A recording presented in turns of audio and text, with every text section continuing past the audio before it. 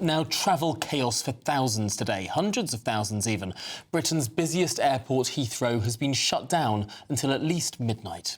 Yes, because a fire at a nearby electrical substation caused a mass power outage, and that's disrupted flights around the world.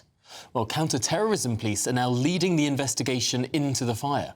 And we're live across the country, bringing you all the latest on the ground. We've got Mark White in West London for us, Steve Bennett, who's outside Heathrow Airport, and Tony Maguire, who's inside Glasgow Airport. Let's start with you, Mark. What's the latest when it comes to the investigation into how this happened? Well, it's still a very active operation here on the ground. Helicopters in the air, fire service and police still here in significant numbers as they deal initially with the fire itself. Although it's under control, there are still hot pockets within that substation itself that need to be dealt with, and that may still be some time. And it's then, of course, that there can be a more detailed forensic examination of just exactly what went wrong, and an acknowledgement from the police with the involvement of Counter-Terror Command that at this stage they just don't know what went wrong. In a statement, the Metropolitan Police have said that they currently have no indication of foul play. We retain an open mind, they say. Given the location of the substation and the impact this incident has had on critical national infrastructure, the Met's Counter-Terrorism Command is now leading the investigation. Now, the Met say this is due to the specialist resources that Counter-Terrorism Command can bring. These detectives are very capable of establishing early on whether something is purely accidental or whether there may be something more sinister at play. Well, Mark White, thanks for being across that for us. We're going to cross now to Steve Bennett outside Heathrow Airport. Steve, how's this affecting people? Yes, it really is affecting people. 250,000 passengers were expected to pass through London Heathrow today. Of course, Britain's busiest airport, one of the busiest in Europe, and that hasn't been happening. The skies are completely deserted. We've only seen helicopters from other broadcasters capturing images of a deserted London Heathrow.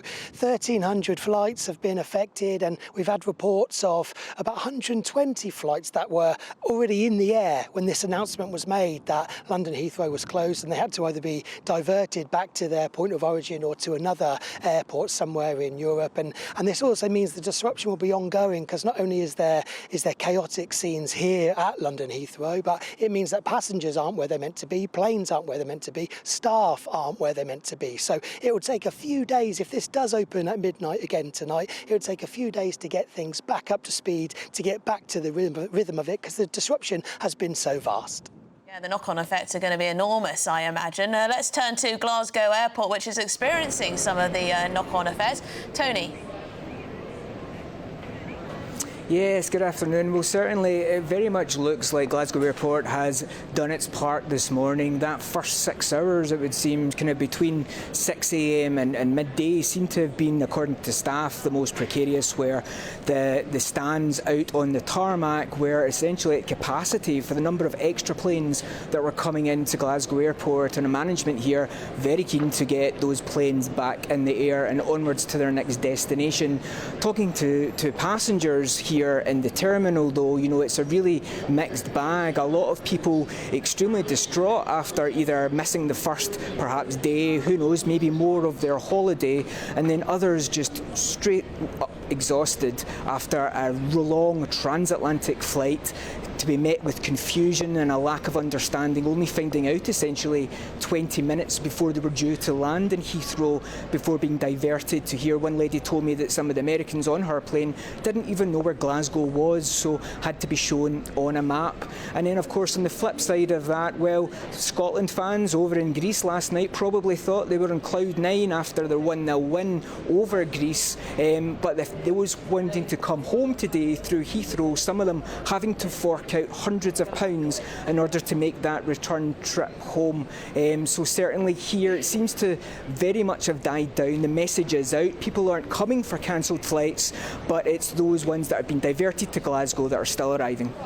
Thank you very much, Tony, and to Steve Bennett and Mark White as well. But Tom in the studio is going to talk us through, well, the bird's eye view of what's going on. That's right, Emily. This is Flight Radar 24, one of the services online where you can see live pictures of planes around the world. Planes show up in yellow, and as you can see on this map of Heathrow here in the west of London, there is no yellow to be seen. No planes in the air around Heathrow at all. But let's zoom out and see if we can spot any at all. Normally, of course, this would be swarming with yellow planes. This would be one of the busiest parts of the UK for air travel. Here we can see a couple of helicopters around, but it's only when you zoom out to the scale of the United Kingdom that you can see where these planes are going. This suspicious gap in what would normally be the busiest point for aeroplanes, where instead are they going? We're getting more activity down in Gatwick. We're getting more activity up in Stansted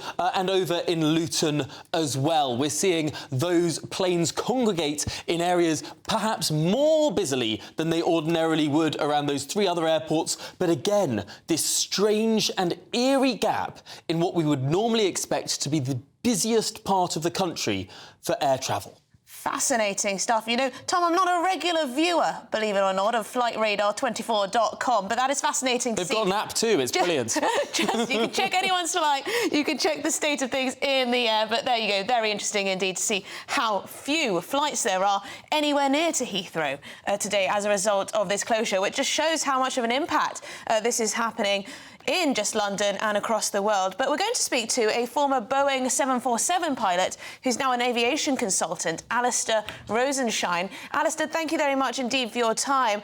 Quite incredible what's happened today. Heathrow Airport essentially closed to the world. Well, yes, I mean, it's not totally unprecedented, but this particular cause is unprecedented. My first thought was, why wasn't there a backup system? And then we learned that the backup system had failed, so or also been damaged in whatever caused this fire. So here we are, all the aircraft having to divert. I believe it's something in the order of 1,200 aircraft or 1,100 aircraft diverted, and it's not just at Heathrow they're being impacted, but all around the world, all those aircraft that were due to land here. And Alastair, what are your thoughts with regards to how this might have happened and why there is this weakness when it comes to keeping Heathrow Airport afloat and running? Well, they're good questions. Some of them fall outside of my field of expertise, but the police, no doubt, will be looking at the Just Stop Oil protesters who were convicted yesterday. So maybe it was planned by them. They'll obviously be looked at, their support, because their plans were to block the runway by gluing themselves to taxiways at Heathrow. And then, of course, there's the Russian connection and those famous marchers every Saturday. But, you know, the point here is the disruption is absolutely immense. By having the whole of Heathrow shut down. It is an extremely unusual event. It certainly is, and probably highlights, even if this wasn't foul play this time, the weakness of the airport for foul play next time. We should all surely be very, very concerned that there might be people taking almost inspiration from an event like today. You're probably right. Copycats, as they say. The thing is that, you know, this is not the first incident that has closed down Heathrow. We had the volcanic ash, and of course, well outside the control of Heathrow Airport. But then, of course, we had computer failures with air traffic control. And then you have computer failures with loading information for aircraft. These have caused massive disruptions at Heathrow as well. And I really think that it should be, you know, the system should be more robust, that people who work at Heathrow and the travelling public deserve better service than they're receiving right now. Well, Alastair Rosenshine, thank you very much indeed, and for your expertise. You're a former Boeing 747 pilot and aviation consultant. Yes, the chaos and the outage has been compared to what happened after 9/11, where, of course, thousands of planes were also grounded.